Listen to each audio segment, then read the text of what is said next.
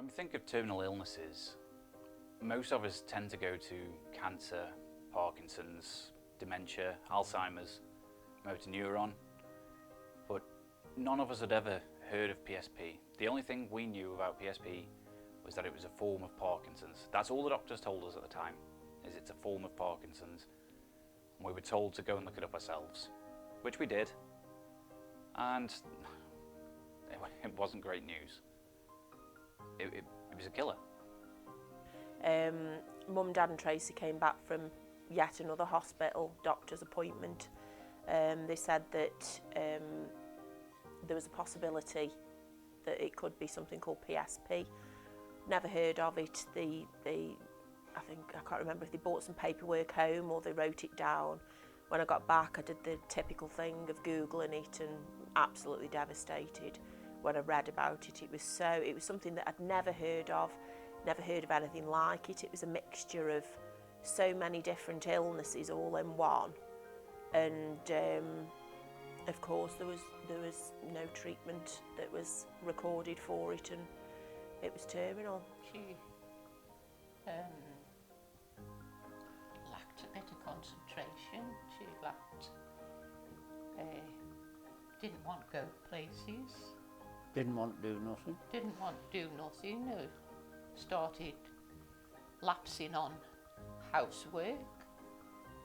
Said it was a bit too much for her. Didn't want to go shopping like we always used to go shopping together. She didn't want to go anywhere like that, did she? The last, when we first noticed, she didn't want. No, she wasn't interested in things. She started lacking interest in most things. Me and Tracy were best friends. We were sisters. We didn't argue. We just didn't argue. That wasn't what we did. She lived around the corner. Great. Instant best friend when you're a grown up. So we'd go for weekends away. We'd go to concerts. We'd do lots of things together. Before Mum's diagnosis, she was the most outgoing person ever. She would go to concerts with my auntie. She absolutely loved Robbie Williams, and she would go to every concert she possibly could. She'd love to go shopping with my grandparents. She'd do her best to take us out if we wanted to go out when we were younger. And she was just full of life. She wasn't scared of anything. She just wanted to be out and about. She had a lot of friends, and that all came to a stop very suddenly, out of nowhere. With Kia and Ainsley and yourself, we'd go on days out. We'd have great fun. She was lively, but not overly lively. She was chatty without being extrovert. She was friendly and polite, but she liked having a good laugh and a dance and a sing. She's the queen of glitter, always glamorous, always glittered up to the max. Loved to sing, loved to dance, and shopping, loved it. Tracy was my inspiration, really. She's like, she was the perfect daughter. That's how I see it. I wasn't great. I wasn't the decorator. I couldn't bake. I was the chatty one at school. Tracy was the clever one at school that did everything that she was supposed to do. She didn't backchat my parents. She was polite and ladylike, whereas I was the opposite to her. One of the first things as well was she couldn't stand the light. We used to say, "What you're saluting for?" She kept doing this. Just on a normal day, when it was cloudy, like that, bright, say, "What's up?" and say, "I can't see." The light's shining. Terrible. And that was one of the things, And she's saying she couldn't see. A lot of the time I couldn't see. She just became really introverted. Didn't want to go out anywhere, didn't want to talk to anybody, didn't have any love for anything anymore. And that was really hard to see. Seeing your mum go from this really exciting, bubbly person to a complete recluse with no explanation, seemingly overnight. And then I went to pick her up from work one day, and she walked out and she didn't see me. I was in the car on the car park waiting for her, and she walked along as if she was a zombie. Never looked right, left, didn't speak to any of the other girls. They were taking the rubbish out to the skip. And when I came home, I said, Tracy isn't right, can't be. There's something not right. She isn't speaking to anybody. And she changed, the personality changed. She changed, she became, if you like a naughty girl. Yeah. Doing things that You'd say she was always a lady, which she still is, but she was always right, everything was right. And if you asked her to do something, she'd do it. And if you said, no, that's wrong, she'd say, that's wrong, you know. You know, she knew what she was. Now, if you say, that buzzy's red, I'd say, I don't think so. You know, she's not the same person. Tracy seemed to have just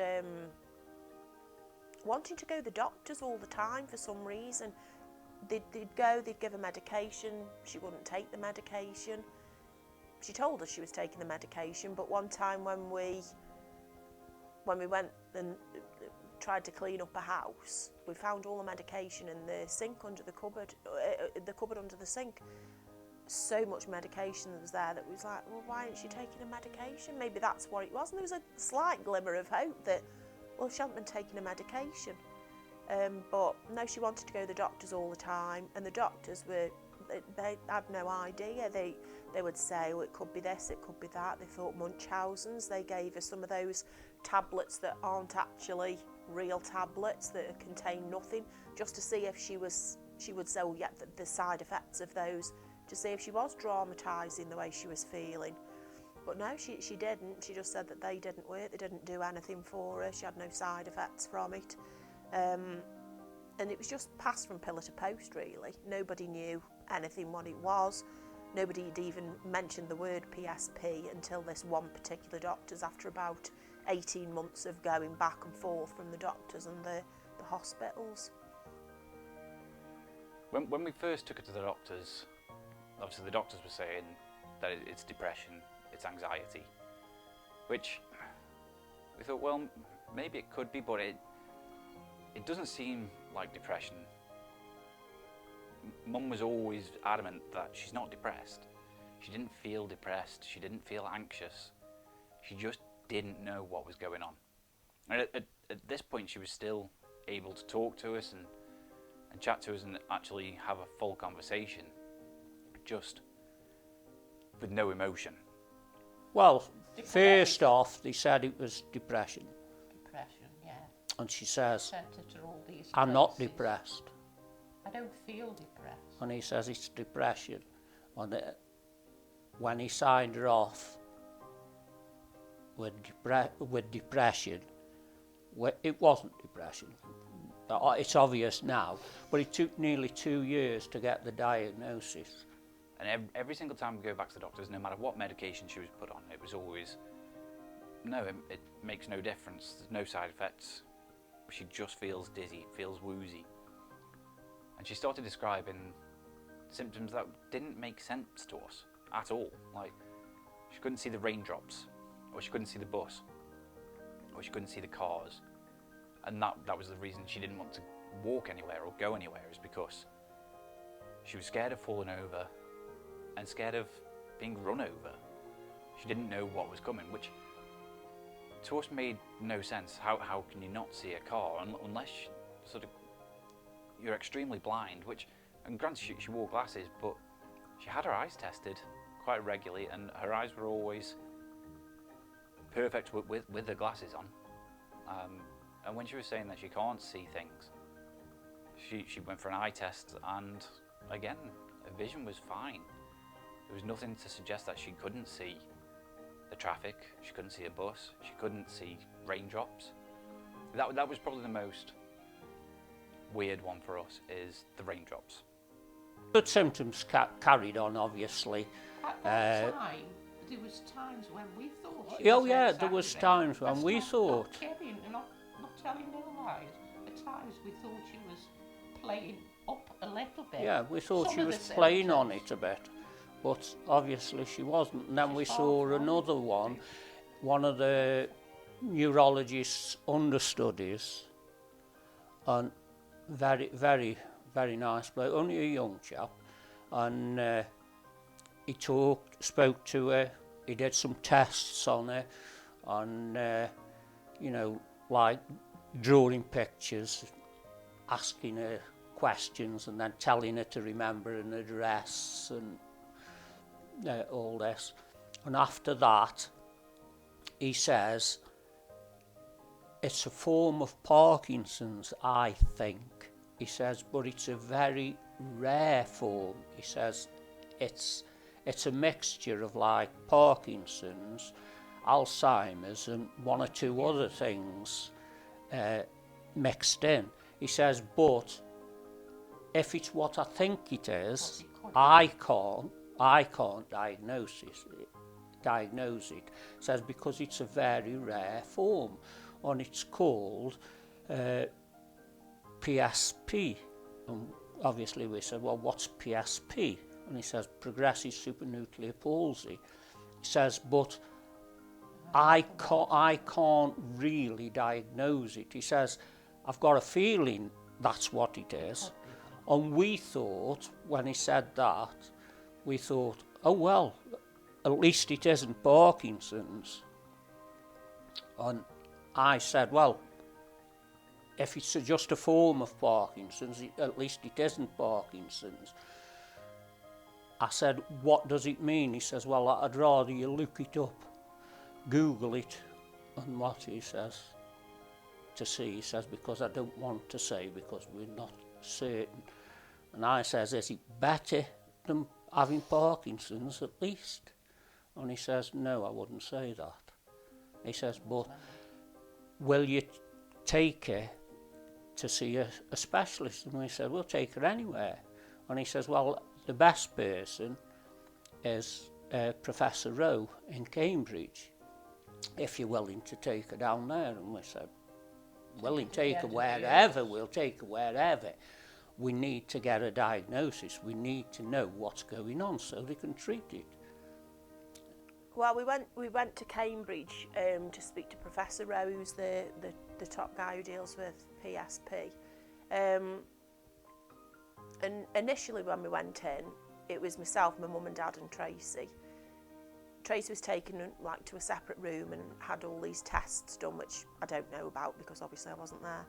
And they came in to us and were talking to us about PSP. And then another doctor came in, Tracy came back in after the tests, and another doctor came back in straight away and said, I pretty much knew as soon as you walked through the door, but I'm sorry to say it is PSP. He told us about it. Tracy was, well, we all were devastated, but Tracy was so upset, and you know, she started crying and saying she was going to die. It was awful. It was horrible. But he went through it with us, and he was amazing. He knew everything about it because obviously he specialises in it. But he says it's so very rare. Yeah, and that was March 2018. We got that diagnosis. Yeah.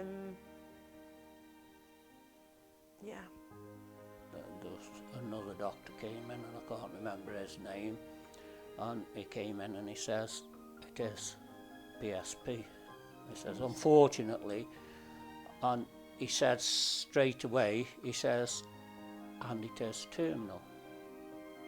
He says, so my advice to you, which shocked us all, is get power of attorney in place and get everything, all affairs in order, because it's usually between 3 and 7 years. But it doesn't normally present itself in patients until they're in their sort of late 60s, 70s. So Mum, only being 54 at the time of diagnosis, was very young, very, very young to catch this disease. And it isn't even that she caught it, it's just developed, and that's the hardest part. Nobody knows why you develop it, who gets it, who doesn't get it. It just happens. Once we realised what it was, then everything made sense, because she would be falling all the time. She would go to the doctors, or she would go shopping if we'd take her shopping, and then she'd come back, and no matter what you said to her, she wouldn't listen. She wouldn't listen at all. One example is I took her Christmas shopping. It was last year, last November, October, November time. I took her and I said to her, I'll take you. And she's like, I can't. It's like, okay, I'll take you. Even if you go in a wheelchair, I will push you around just to take you out. So she agreed to go and get some Christmas presents. And I took her and I pushed her around in a wheelchair, and you know, it was awful pushing my sister around in a wheelchair, because that's my sister.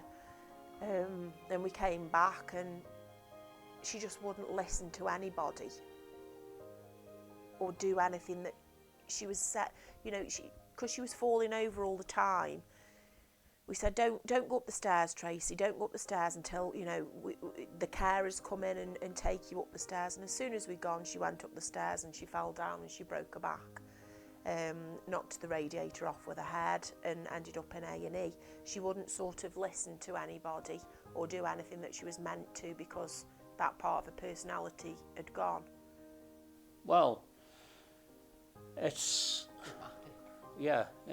changed our lives as well, because unfortunately I aren't fit enough to look after both her mother and her. I can't do it, and it's killing her. It's killing us.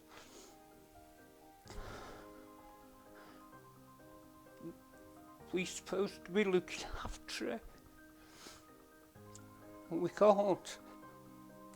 We've looked after her all her life and we can't do it now. Heartbreaking. Absolutely heartbreaking. Tracy's gone from being what I call the grown-up out of the two of us. She did everything. She was the homemaker. She was the grown-up. She organised and did everything. And she went from that to doing nothing. And I feel helpless that I can't do anything. There's nothing I can do to help her. There's no treatment. There's no medicine that she can take that will take it away. And the hardest part for me is knowing that she knows what's happening to her. She knows that she's going to die from this disease. She knows all of this, and memory hasn't gone. The memory hasn't gone. She knows, the memories that she's got, and she knows she isn't going to have them for long. She knows what's happening to her, and I can't do anything to take that away. And I can't do anything to stop it hurting my mum and dad. It's killing them as well as Tracy. And it's so hard to see them go through all of this. You know yourself on your wedding day. Your mum would have been so extra about organising and helping with your wedding, your and Emily's wedding. And instead, she was withdrawn. She didn't have any input into it, no advice, no looking and getting excited about it. It was just a matter of course that she was going to this wedding and it was happening, and that was it. There was no excitement. And for me, that killed me, knowing what 4 years ago she would have been the most excited of anybody I'd ever known about a wedding. And instead, on the day of your wedding, she fell down the stairs at the hotel and smashed her head open, had to be glued back together, and she went to your wedding with a big cut on her forehead where it had been glued back together an hour before you got married. You know, these are things that she would have wanted to be involved in, and she just wasn't interested at all. Yeah, and just Kia, my daughter Kia, that was her Auntie Tracy. That was the person who taught her to bake. She used to burp the alphabet with her and be silly and do things like that. And Kia misses her Auntie Tracy so much. You know, having Harry, my grandson, he will never know the Tracy that we know, because she's not Tracy. It's taken her away, and it's taken part of my family away. It's taken my mum and dad with her, and it's so... Because there's nothing we can do.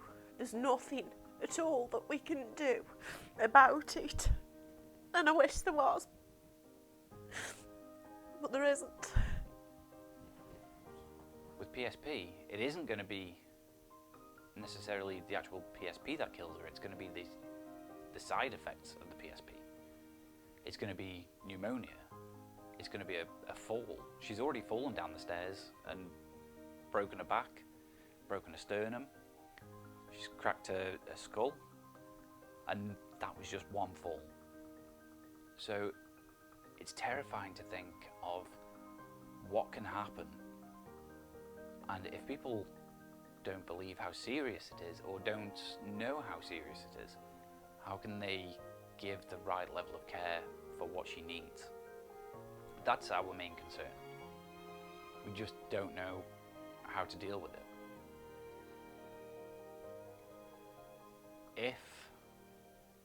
If this video could just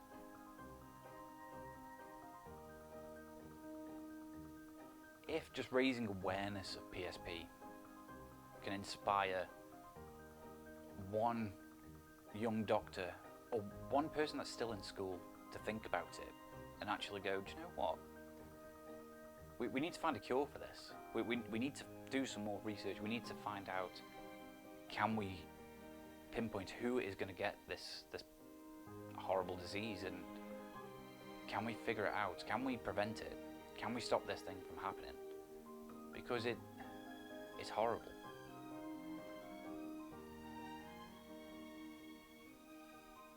PSP is not only affecting my mum, PSP is affecting my whole family, and I'm not sure that my family are able to cope with it.